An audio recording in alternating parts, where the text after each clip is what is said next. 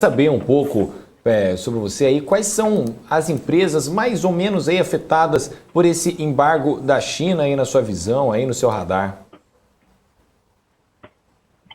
Então, isso é uma questão muito interessante, né? Porque inicialmente o investidor assim que fosse um pouco desavisado, visse essa notícia lá no início, lá meses atrás, iria pensar que teria um impacto grande na bolsa, né? E quando a gente vê, na verdade, as empresas aí desse setor, aí, os 3 frigoríficos que são mais identificados com carne bovina, que são a Minerva, a Marfrig e a JBS, né, não tiveram um desempenho ruim.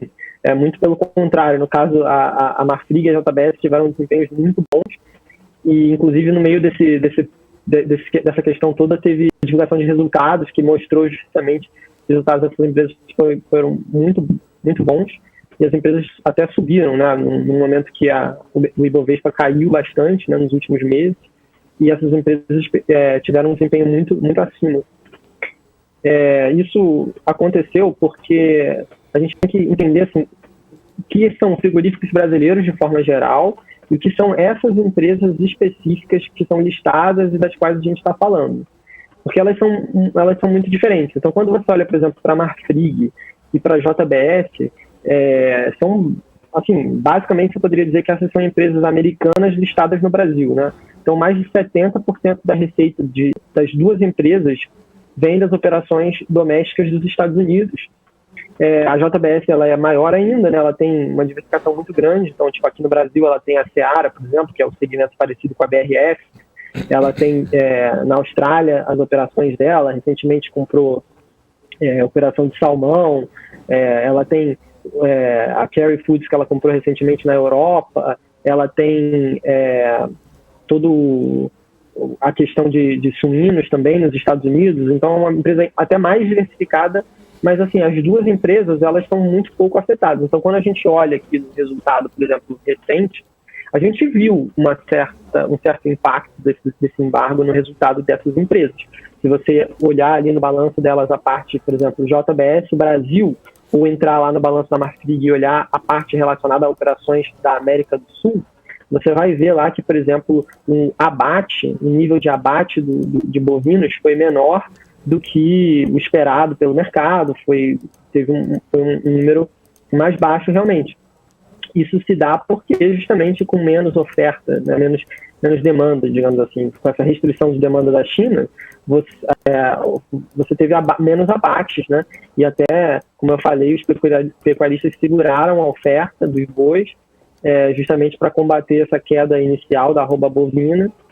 Então, esses frigoríficos, eles acabaram tendo esse impacto negativo no balanço deles, né? E, no entanto, como isso só representa uma coisa pequena assim, do resultado deles, a gente não conseguiu ver, porque foi meio que ofuscado na situação geral pelo balanço lá dos Estados Unidos, porque esse ano está sendo muito forte. Há dúvidas, né? Até essa queda, a gente pode conversar, essa queda recente agora de hoje, há dúvidas de se isso vai continuar realmente no ano que vem, mas esse ano de 2021 tem sido muito forte para as operações dos Estados Unidos. O ciclo de bovino lá está muito, muito, muito bom, né? O custo não está elevado do boi, as empresas estão conseguindo repassar o preço de carne de forma muito fácil, e além disso, quando você considera que o real está num nível muito depreciado em relação ao dólar, todas essas empresas que têm lá 70% da operação dela nos Estados Unidos e recebendo em dólar, elas estão tendo uma geração de caixa em reais muito forte. E por isso que elas estão tendo resultados tão bons, com dividendos grandes, recompra de ações, né? Tanto a Marfrig quanto a JBS fizeram recompra de ações. Então elas estão muito bem.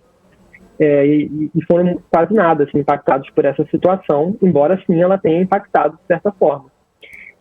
Já a Minerva, ela é um pouco mais realmente afetada por essa situação, porque ela depende mais das operações no Brasil do que a JBS e a Marfrig. Mas mesmo ela teve um impacto assim, bastante light, digamos assim. Mas ela segue sendo a empresa assim, mais afetada, porque ela depende mais aí das exportações para a China diretamente do Brasil. Mas vale lembrar que ela tem a Athena Foods, né, que é a sua empresa que é a operação fora do Brasil, né, América do Sul fora do Brasil, que está enviando as exportações normalmente para a China, né? Mas dessas três aí, a Minerva com certeza é a mais afetada negativamente.